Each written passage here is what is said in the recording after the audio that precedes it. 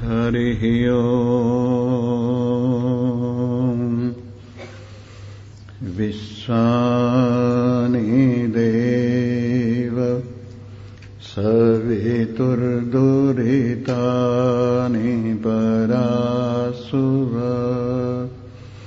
यद्भद्रं तन्नासुव। ॐ शान्तिः शान्तिः शान्तिः। शङ्करं शङ्कराचार्यं केशवं बादरायणं सूत्रभाष्यकृतौ वन्दे भगवन्तौ पुनः पुनः। ईश्वरो गुरुरात्मेति मूर्तिभेदविभागिने व्योमवद्व्याप्तदेहाय दक्षिणामूर्तये नमः। ॐ पूर्णमदः पूर्णमिदं पूर्णात् पूर्णमुदच्यते पूर्णस्य पूर्णमादाय पूर्णमेवावशिष्यते। ॐ शान्तिः शान्तिः शान्तिः। बोलो सच्चिदानंद भगवान। उपस्थित भगवान के कलेजे की कोर परम श्रद्धावान श्रोता वृंद, भगवान की महान कृपा के फलस्वरूप भगवान की वाणी ही आपके सामने उपस्थित की जा रही है। कल पहला श्लोक आपके सामने रखा था, आज दूसरा श्लोक आपके सामने रख रहे हैं। और आप जानते हैं, गीता सुगीता कर्तव्या किमन्यै शास्त्र विस्तरै। गीता के महात्म्य में कहा है कि गीता को ही अच्छी तरह से प्रेम पूर्वक यदि गाया जाए, समझा जाए, तो और शास्त्रों की आवश्यकता रह ही नहीं जाती है। सर्वे उपनिषदो गावो दोग्धा गोपाल नंदन।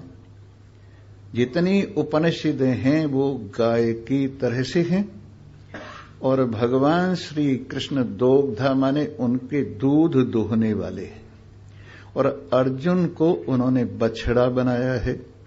जिस तरह से किसी गाय को दोहने से पहले थोड़ा सा दूध बछड़े को पिला देते हैं और फिर उसके बाद गाय का दूध सबके काम आता है, उसी प्रकार भगवान श्री कृष्ण ने उपनिषदों की गायों का दूध गीता के सुपात्र में निकाला है और पहले अर्जुन को ये दूध पिलाया है और इसके बाद हम सब लोगों को दूध पीने के लिए रख छोड़ा है। एक बात और आपको बताते चलें कि दो प्रकार की संतान होती है।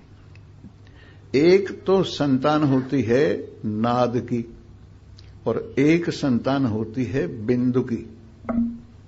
जो बिंदु की संतान है वो तो मां बाप होते हैं, उनसे जो संतान पैदा होती है दोनों की योग से वो बिंदु की संतान होती है। लेकिन जहां पर गुरु और शिष्य का संबंध होता है और वो शिष्य जो गुरु की संतान होता है वो नाद की संतान होता है। नाद माने शब्द जो सुनाया जाए वो नाद कहलाता है। और विशेष रूप से भगवान से मिलाने वाला जो शब्द है वो नाद है। दो प्रकार का है वो, एक तो है मौन रूप से और एक है मुखर रूप से। जो अपने हृदय में भगवान की महिमा को सुना जाता है वो तो हृदय के अंदर, जिसको अनहद नाद कहते हैं, वो नाद जो है ना मौन रूप से है। लेकिन जो गुरुदेव सुनाते हैं शिष्यों को, वो नाद जो है वो मुंह से कहा जाने वाला मुखर नाद है। तो मैं बता रहा था नाद की संतान, और ये प्रारंभ से ही नाद की संतान चली आ रही है। और इस प्रकार ये नाद की संतान ये शुरू हुई है नर नारायण से। धर्म की जो घर वाली रुचि है, आप समझ रहे होंगे, धर्म और धर्म में रुचि, इन दोनों के संबंध से नर और नारायण दोनों प्रकट हुई। जहां धर्म है, धर्म की रुचि है, इन दोनों के संबंध से नर और नारायण प्रकट होते हैं। नर और नारायण बद्री नारायण में विराजमान हुए हुए नारायण उपदेश कर रहे हैं और नर इसको सुन रहे हैं, और इस तरह से वहां से ये नाद की संतान प्रारंभ हुई है।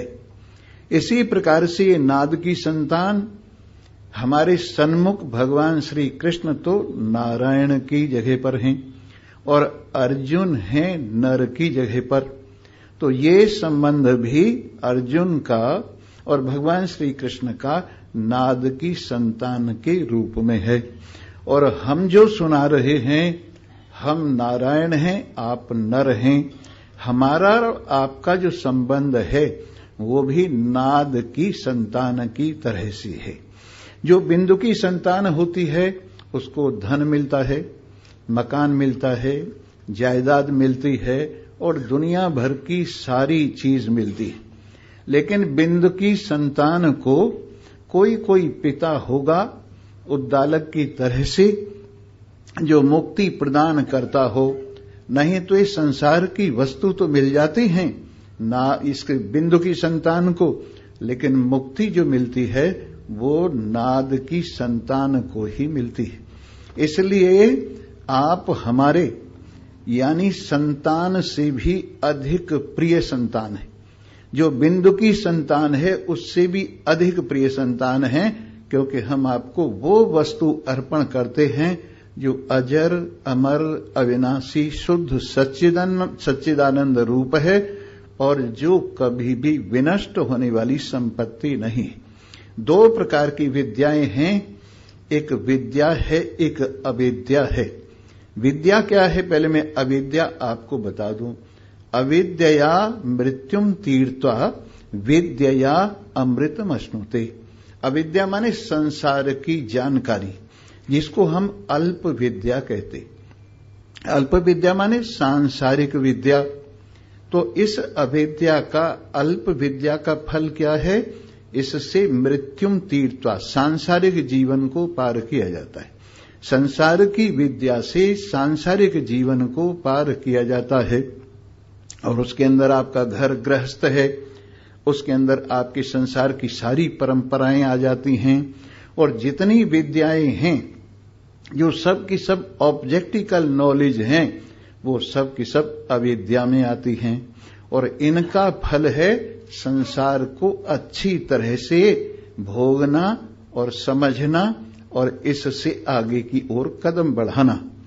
लेकिन जो हम विद्या आपको देते हैं ये विद्या कहलाती है और इसका फल है विद्या अमृतम अश्नुते। विद्या से अमृतत्व की प्राप्ति होती है।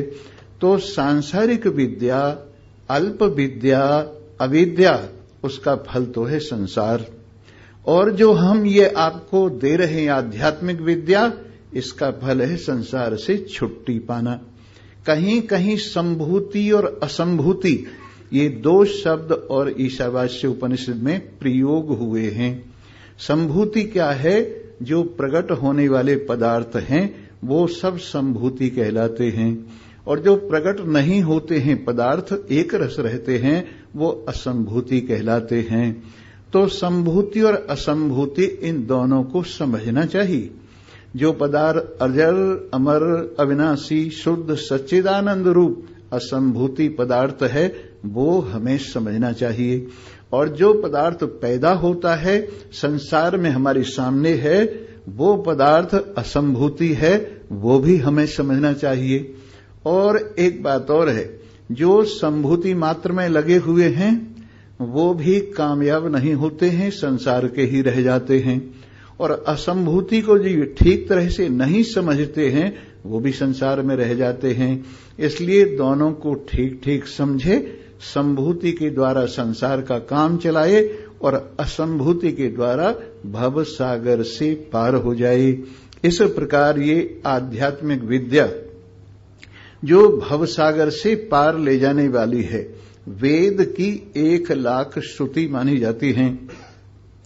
उसके अंदर 80,000 श्रुतियां तो कर्म कांड में प्रयुक्त हुई हैं, 16,000 श्रुतियां उपासना में प्रयोग हुई हैं और 4,000 श्रुतियां वो वेदांत में प्रयोग हुई हैं। वेदांत का तात्पर्य क्या है? वेदों का अंतिम भाग, वेदों का शिरस्थल, वेदों का सार वेदांत कहलाता है। तो मैं कहूंगा तीनों का अपना अपना उपयोग है। कर्मकांड का क्या उपयोग है, उपासना का क्या उपयोग है, ज्ञान का क्या उपयोग है, ये आप सुनिए।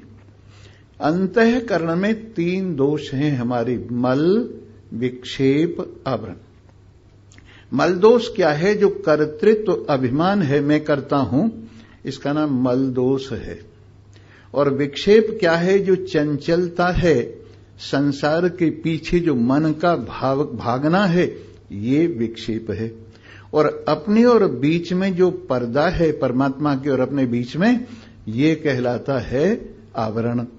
तो अब ये तीनों का उपयोग सुनिए। जो सकाम शुभ कर्म करते हैं, वैदिक कर्म करते हैं, वो परलोक में स्वर्ग को प्राप्त होते हैं, संसार के सुखों को प्राप्त होते हैं और वहां क्षीणे पुण्य मृत्युलोका विशन्ति। जब पुण्य क्षय हो जाते हैं तो फिर उनको मृत्युलोक में वापस आना पड़ता है। और यदि निष्काम भाव से शास्त्र विहित शुभ कर्म करें, उनके अंदर है एक तो यज्ञ याग कराना, संध्या बंदन कराना, जिनको नित्य कर्म कहते हैं। एक होते हैं आपूर्त कर्म, जैसे बगीचा बनवाना, बगीचा लगाना, मंदिर बनवाना, धर्मशाला बनवाना और अच्छे अच्छे समाज की सेवा के लिए जो काम करना है, वो आपूर्त कर्म है। तो इस तरह से नित्य और आपूर्त कर्म करते हुए जो निष्काम भाव से करते हैं, बिना इच्छा के करते, भगवान को समर्पण करते हुए करते हैं, उसका फल यह है कि उनके अंतःकरण का जो मल दोष है दूर हो जाता है और मैं करता हूं ये भाव सदा सदा के लिए निकल जाता है। इसलिए कर्म कांड के 2 उपयोग हुए। एक तो इसलोक और परलोक के सुख को पाने की इच्छा यदि किसी की है तो वो सकाम शास्त्र विहित शुभ कर्म करे। और यदि संसार से छक गया है और ये समझ गया है कि परलोक भी विनाशी है, तो फिर निष्काम भाव से शास्त्र विहित शुभ कर्म करे और इससे हमारे अंतःकरण का मल दोष दूर हो जाता है। हम कैसे समझें कि हमारा अंतःकरण का मल दोष दूर हो गया है? जब हम ये देखें कि हमारे हृदय में उपासना का भाव जागृत हो गया है। उपासना का तात्पर्य उप माने समीप, आसना माने बैठना, जो भगवान के समीप बैठने की इच्छा है, जो अजर अमर अविनाशी पदार्थ के समीप बैठने की इच्छा है, उसी का नाम उपासना है। उपासना 3 प्रकार की होती है, एक सगुण उपासना, एक निर्गुण उपासना, एक अहंग्रह उपासना। सगुण उपासना का प्रारंभ है। इसके अंदर एक इष्ट देव चुना जाता है, जो परमात्मा का रूप आपको अच्छा लगता हो, जिसके माध्यम से आपका मन परमात्मा में लगता हो, उन परमात्मा को अपना इष्ट देव स्वीकार करे और फिर उन्हीं के नाम को किसी महान पुरुष से ग्रहण करके भजन करे सगुण भाव से। तो सगुण उपासना का फल ये है कि धीरे धीरे सत्संग सुनते सुनते व्यक्ति के हृदय में निर्गुण उपासना का भाव जगता है। जब निर्गुण उपासना का भाव जगता है, सतोगुण रजोगुण तमोगुण और इनके द्वारा बना हुआ प्रपंच इससे मन हट जाता है, तो निर्गुण नारायण में मन लगता है। अब भगवान का आकार सब में विराजमान निराकार हो गया है, जो निर्गुण उपासना के भाव में होता है। और धीरे धीरे अपने मन के भी अवगुण दूर होते जा रहे हैं, जो निर्गुण परमात्मा के ध्यान से हुआ करते हैं। ये हुई निर्गुण उपासना। फिर है अहं ग्रह उपासना। आपने किसी से सुना है अहम ब्रह्मास्मि, मैं ब्रह्म हूं, अभी ज्ञान नहीं हुआ है। तो आप अहम ब्रह्मास्मि भाव से परमात्मा के इस मंत्र को, अहम ब्रह्मास्मि को अपने आप में परमात्मा के साथ एकता का भाव महसूस करते जाएं। ये हुई निर्गुण यानी अहंग्रह उपासना। इसका फल ये है कि आपके मन की चंचलता दूर हो जाती है, जिसको विक्षेप निवृत्ति कहते हैं। इसके बाद एक आवरण रह जाता है, और आवरण दो तरह का होता है। एक तो होता है असत्वापादक आवरण, और एक होता है अभानापादक आवरण। परमात्मा नहीं है, परमात्मा के अस्तित्व में जो विश्वास न होना है, उसका नाम असत्वापादक आवरण है। तो ये परोक्ष ज्ञान से निवृत्त हो जाता है। जब हम तत्व और त्वम को, जीव और ईश्वर को अच्छी तरह से उपनिषदों से समझते हैं, और तत्व को भी और त्वम को भी जान लेते हैं, और परमात्मा हैं, ये हमें विश्वास हो जाता है, तो इससे असत्वापादक आवरण निवृत्त हो जाता है। इसके बाद महावाक्यों के द्वारा, ये 4 महावाक्य हैं, तत्त्वमसि, अयमात्मा ब्रह्म, प्रज्ञानम ब्रह्म, अहम ब्रह्मास्मि। इनका अर्थ यह है तत्व त्वम असि, जो संसार की रचना करने वाला है। वैसे देखा जाए तो निर्गुण ब्रह्म है संसार की रचना से पहले, परंतु माया को स्वीकार करने पर जो सगुण ईश्वर रूप से विराजमान है, वो परमात्मा देव और ये जीव दोनों एक हैं। इस तरह से इस बात को समझा हमने, अयम आत्मा ब्रह्म। फिर समझा प्रज्ञानम ब्रह्म, जो सब प्रकार के ज्ञान जिसको होते हैं, जो शब्द को, स्पर्श को, रूप को, रस, गंध सबको जानता है, इनकी वैरायटीज को भी जानता है, वो जो प्रज्ञान है, हमारा आत्मा है, वही ब्रह्म है। इसी प्रकार तत्त्वमसि, अयम आत्मा ब्रह्म, और फिर इसके बाद में है प्रज्ञानम ब्रह्म। वो तो आपको सुनाया, अयम आत्मा ब्रह्म, यही आत्मा जो सब में मैं हूं करके बोल रहा है।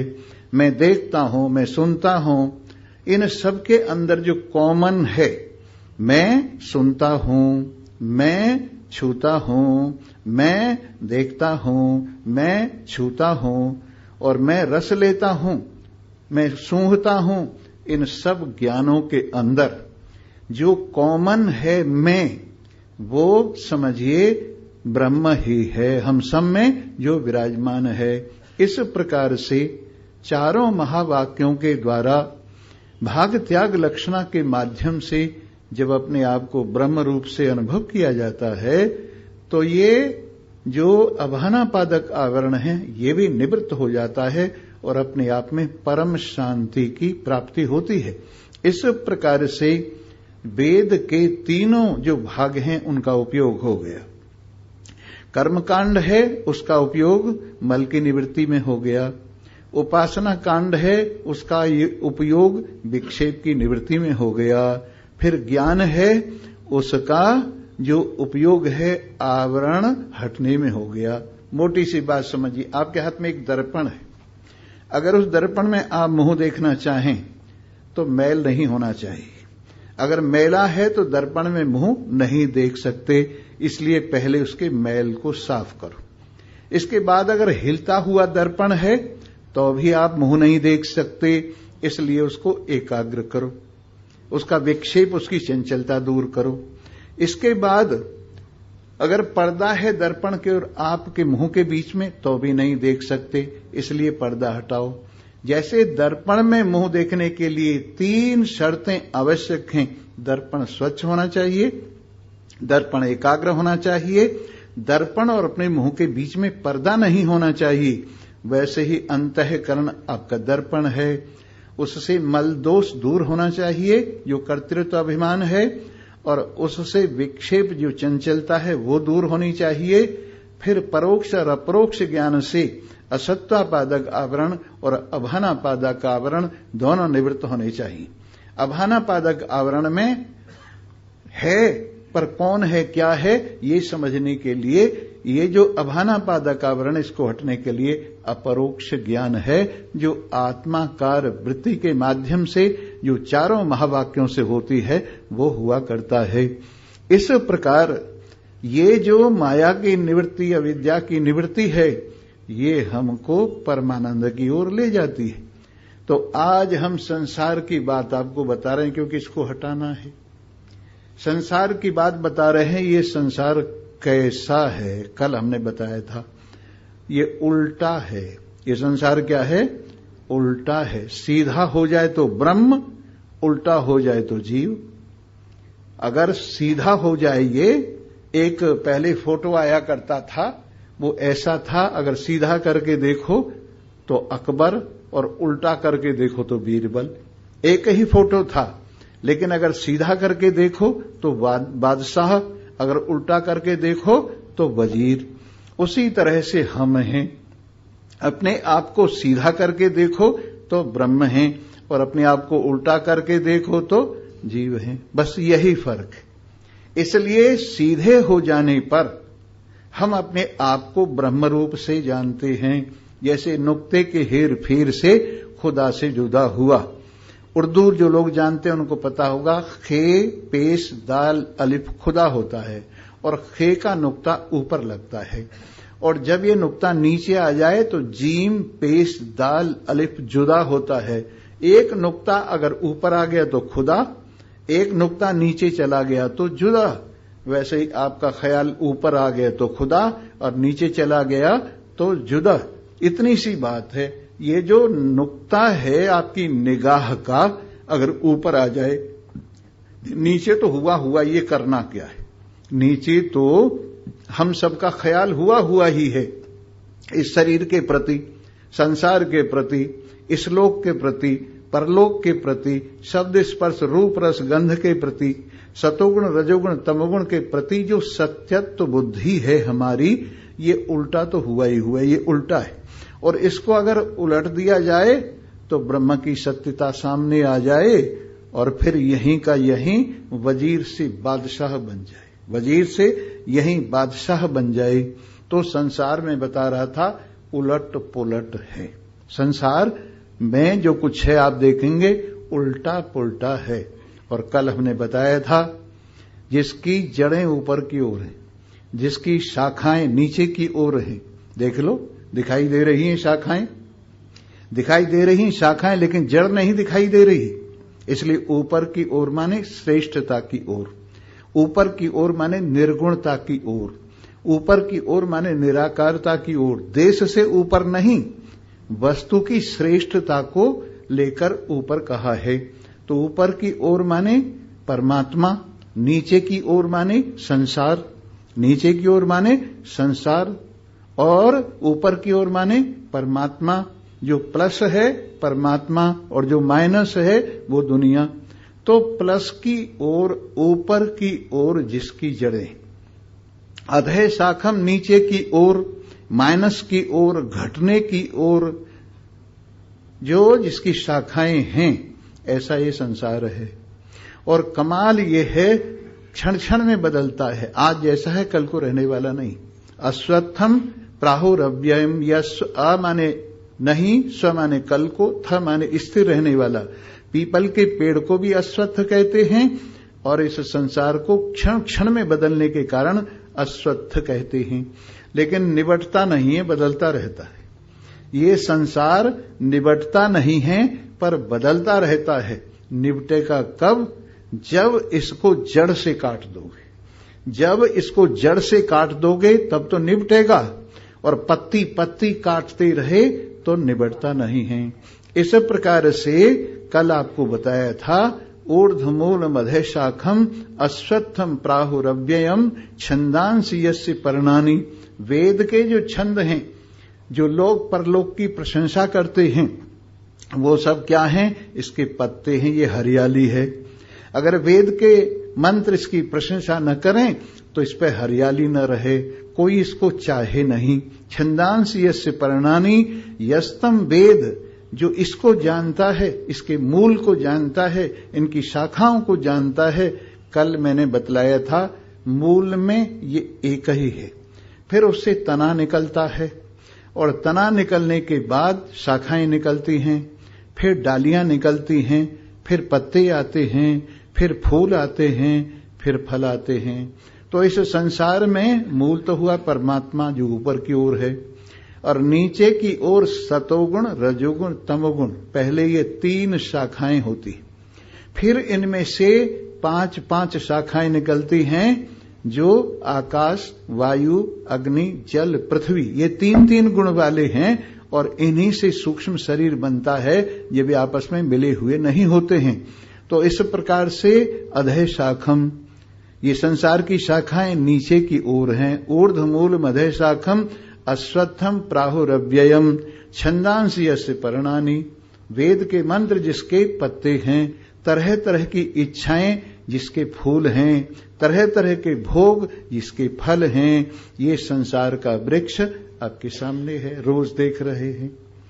अब आगे कहते हैं अधस्य ऊर्ध्वम प्रसृता तस्य शाखा, इस पेड़ की शाखाएं अब देश, पहले तो बताई पदार्थ की वजह से ऊपर और नीचे, और अब देश की वजह से बताते हैं। ऊपर की ओर कुछ शाखाएं गई हैं जो स्वर्ग इत्यादि तक जाती हैं, नीचे की ओर शाखाएं गई हैं जो अतल, वितल, सुतल, पाताल इत्यादि लोकों में जाती हैं। 7 लोक, 7 ऊपर के लोक, इनमें ये जो शाखाएं अधस्य ऊर्ध्वम, अधः माने नीचे की ओर, ऊर्ध्व माने ऊपर की ओर, दोनों ओर जिसकी शाखाएं, अधस्य ऊर्ध्वम प्रसृतास् तस्य शाखा, गुण प्रवृद्धा, ये गुणों से बढ़ रहा है, सजोगुण, रजोगुण, तमोगुण इस रूप से बढ़ा है। विषय प्रवाला, इसके अंदर विषयों के सुंदर सुंदर पत्ते, नए नए पत्ते निकल रहे हैं। रोज इस पे पत्ते झड़ते हैं और रोज इस पे पत्ते निकलते हैं। इस तरह से ये पेड़ पर गुणों के बढ़िया बढ़िया पत्ते निकल रहे हैं विषयों के। अधस्य मूलान अनुसंततानि, ये नीचे की ओर झुका हुआ आता हुआ ये पेड़, इसको समझना चाहिए। अधस्य ऊर्ध्व जिसकी शाखाएं हैं और अधस्य जो नीचे की ओर। एक विशेष बात और है, आपने बड़का पेड़ देखा होगा, वो बड़का पेड़ बड़ा विचित्र होता है। और कैसा होता है, जैसे यहां चला एक खंबा यहां गड़ गया, फिर आगे चला दूसरा खंबा वहां गड़ गया, फिर आगे चला तीसरा खंबा वहां गड़ गया। हमने ऐसे बड़ के पेड़ देखे हैं, ये पता ही नहीं लगता कि असली इसकी जड़ कौन सी है। इस प्रकार से संसार भी बड़ा विचित्र है, आपको जड़ ही नहीं मिलेगी इसकी। क्यों कि यहां बाप एक खंबा ये, फिर वहां बेटा वो भी बाप बन गया, दूसरा खंबा वो, फिर उससे आगे उसका बेटा वो भी खंबा बन गया, तीसरा खंबा वो। इतने इसमें खंबे लगे हुए हैं संसार के वृक्ष में इसकी रक्षा के लिए। ये जो बड़े बड़े पेड़ होते हैं इनमें खंबे क्यों लगते हैं? क्योंकि पेड़ हवा से इधर उधर न होवे, डामाडोल न होवे, इसलिए इसमें नीचे नीचे खंबे लगते जाते हैं। दाढ़ी ऊपर से निकलती है, नीचे जड़ बन जाती है, फिर दाढ़ी निकलती है, फिर जड़ बन जाती है। इस प्रकार से ये संसार का वृक्ष ऐसा फैल गया है, इसके जड़ का ही पता नहीं लग रहा आज इस रूप में, जिस रूप में हम देख रहे हैं। लेकिन जब इसको महान पुरुषों की कृपा से, कल को हम बताएंगे असंग शस्त्रेण दृढ़ेन छित्त्वा, इसको कैसे विनष्ट किया जाता है, निवृत्त किया जाता है, ये कल की बात है। पर हम आज तो यही बताएंगे कि संसार का वृक्ष बड़ा विचित्र है। इसको न सत कह सकते हैं, न असत कह सकते हैं, न मिला जुला कह सकते हैं, न इसको चेतन कह सकते हैं, न जड़ कह सकते हैं, न इसको मिला जुला कह सकते हैं। इसको न ब्रह्म के साथ एक कह सकते हैं, न अलग कह सकते हैं, न कुछ मिला जुला कह सकते हैं। इस तरह से ये अनिर्वचनीय है। ये क्या है?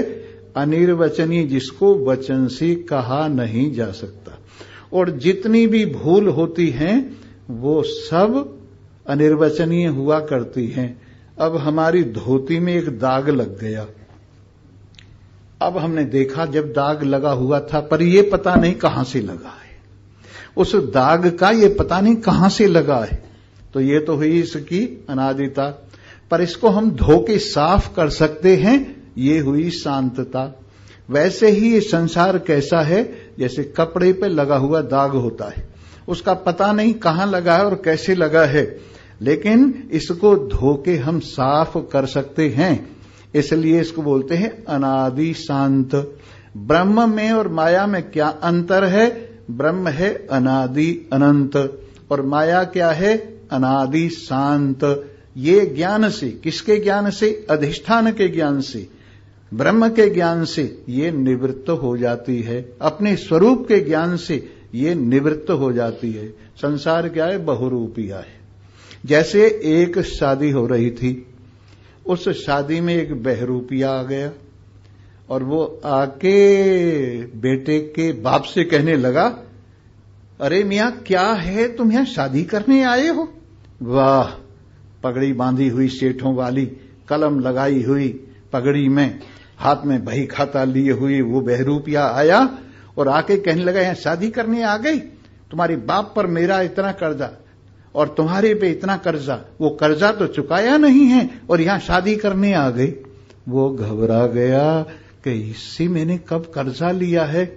किसी ने कान में कह दिया ये तो बहुरूपिया है। एकदम उसे हंसी आ गई। जब हंसी आ गई तो वो समझ गया कि मैं तो पकड़ा गया, समझा गया। हजूर आपकी गद्दी सलामत रहे, आपके बाल बच्चे बने रहें। और फिर उसके बाद स्तुति करने लगा, दक्षिणा वक्षिणा मांगने लगा। वैसे ही संसार है, बहुरूपिया है। ये बड़ा विचित्र है, पता नहीं क्या क्या रूप धारण करके सामने आता है। कभी बाप का आता है, कभी मां का आता है, कभी बेटी का आता है, कभी बेटा का आता है, कभी घरवाली का आता है, कभी धन दौलत का आता है, कभी जाति बिरादरी का आता है, कभी प्रांत का आता है, कभी देश का आता है। इतने रूप धर के सामने आता है और डराता है, धमकाता है। तुम्हारा ये कर्तव्य है, ये नहीं करोगे तो ये हो जाएगा, ये नहीं करोगे तो ये हो जाएगा। आदमी डर जाता है।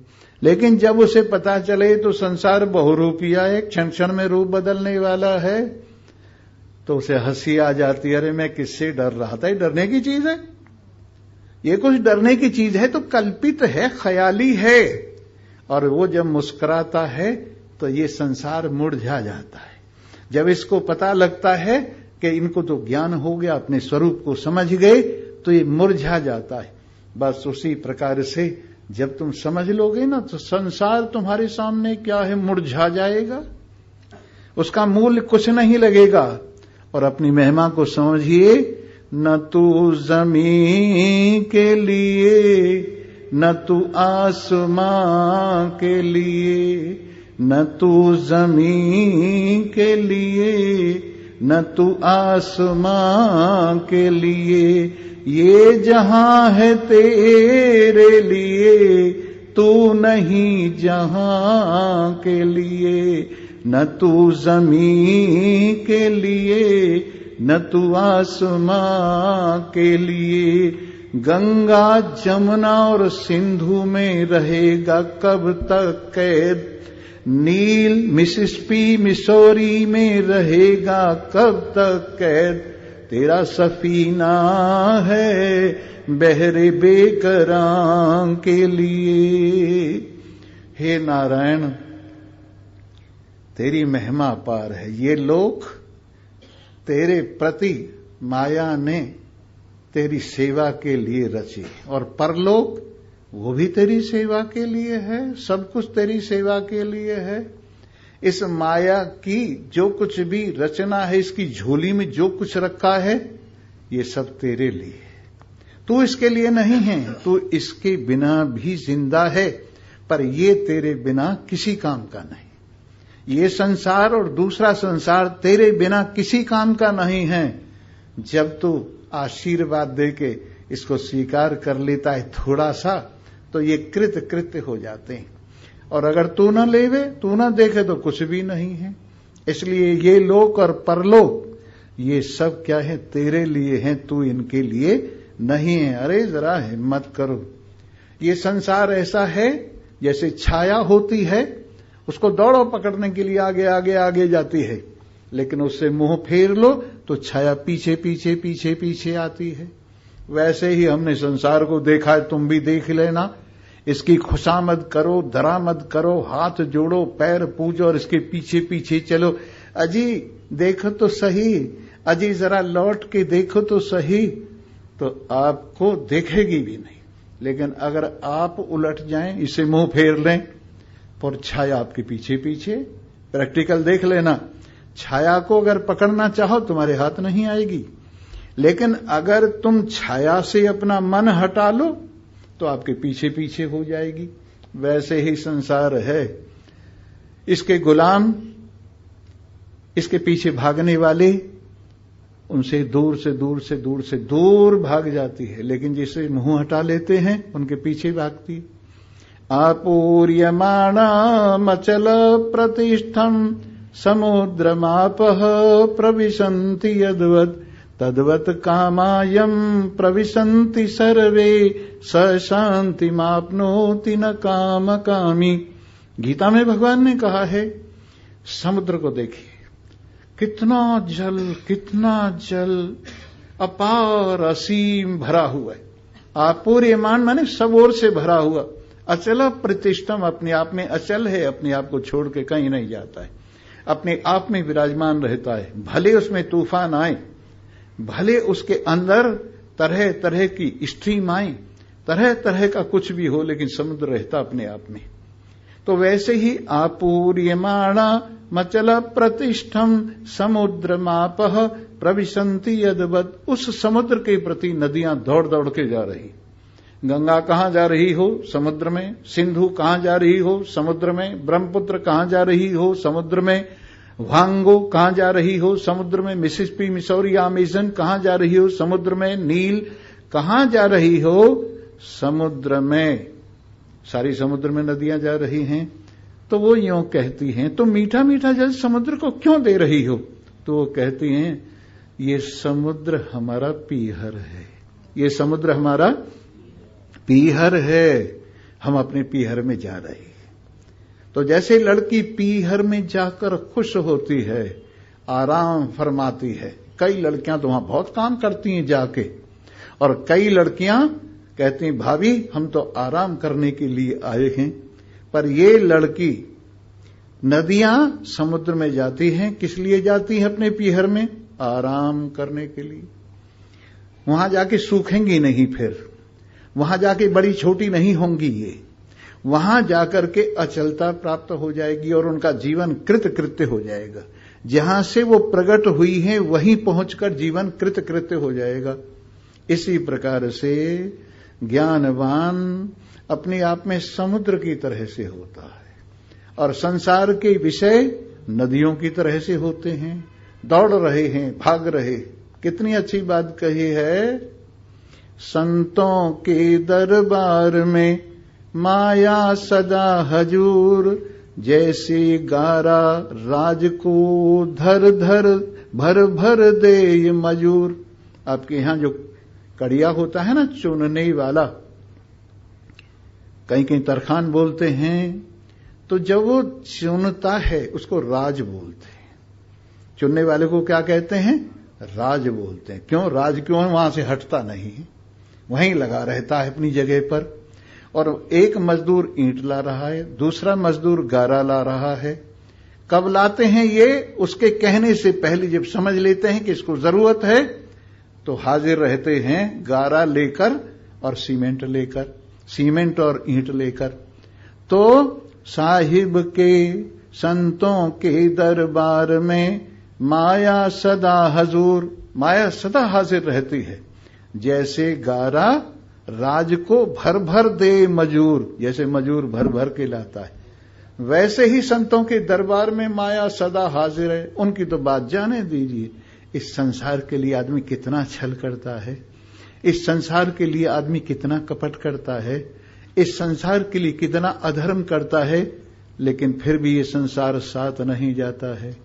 ऐसे लोगों को हम संत नहीं कहते हैं, संतों को बदनाम करते।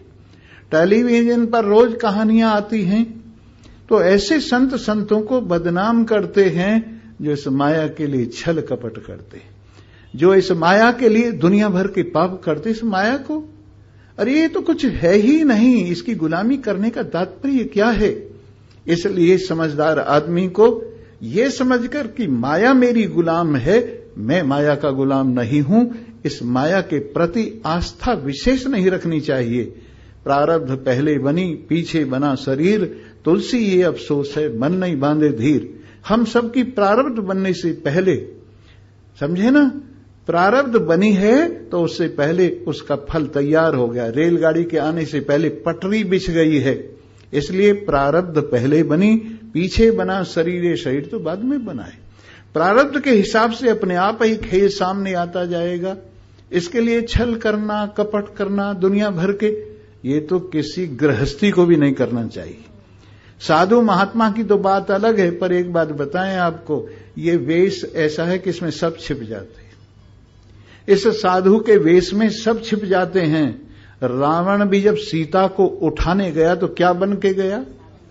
साधु बन के गया। ये वेश ऐसा है, इसमें सब। अब रावण की मिसाल देके कोई संतों को गालियां देने लगी, या और सैकड़ों जो रावण हैं जिनके पर्दे खुलते हैं, उनको लेकर संतों को गाली देने लगे, मैं उनको संत मानता ही नहीं। संत कौन है?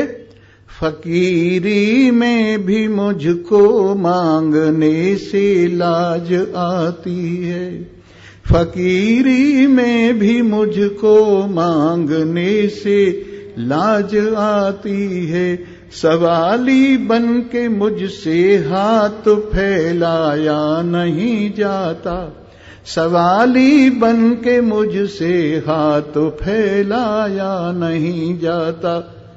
फकीर होने पर भी एक परिपूर्ण व्यक्ति को मांगने से लज्जा आती। किस लिए मांगू?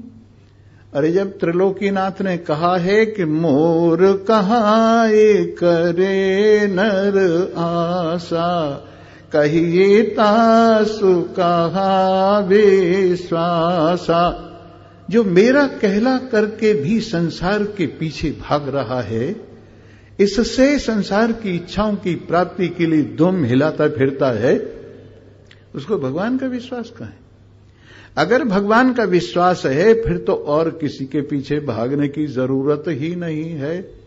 फिर तो नारायण ने जब हाथ पकड़ लिया, एक लड़की बहुत बड़े ऑफिसर से ब्याही गई, हाथ पकड़ लिया उसने, निश्चिंत हो गई कि मेरा पति तो राजा है। जब एक साधारण व्यक्ति को हाथ पकड़ने पर लड़की निश्चिंत हो जाती है, और परमात्मा का हाथ जिसने पकड़ा है, परमात्मा को अपना वर जिसने स्वीकार किया है, उसको मांगने की जरूरत पड़ेगी? उसको क्या चाहिए? इसलिए जो ये मांगते फिरते हैं वस्तुतः ये संत नहीं। समुद्र को देख लीजिए, किसी नदी के हाथ नहीं जोड़ता है, पैर नहीं पूजता है, अपने आप ही नदियों का पानी समुद्र में गिरता जाता है और उससे बढ़ता भी नहीं। आपको आश्चर्य होगा, इतना पानी समुद्र में जाकर समुद्र को बढ़ाता नहीं है कि भाई समुद्र में बाढ़ आ गई, इतना पानी चला गया, ऐसा कुछ नहीं। ऐसे ही महान पुरुष में इन विषयों से कोई बाढ़ आती है क्या? जब कुछ है ही नहीं उनकी दृष्टि में तो बाढ़ क्या आएगी? स्वामी जी वहां आपको बड़ा माल मिला, खुश हो गए होगे? मैंने कहा ऐसा कुछ नहीं है।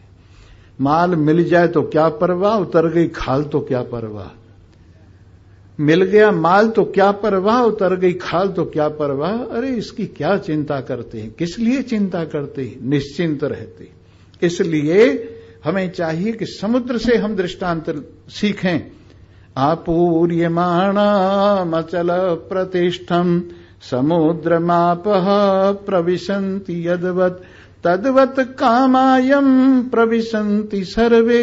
वैसे ही सारी कामनाएं जिसमें आकर शांत हो जाती, जिसमें आकर दुनिया का सारा वैभव उनके चरणों में लगकर कृतकृत्य हो जाता है। स शांतिमाप्नोति न काम कामी, उसको शांति मिलती है, चाहत वाले को शांति नहीं मिलेगी।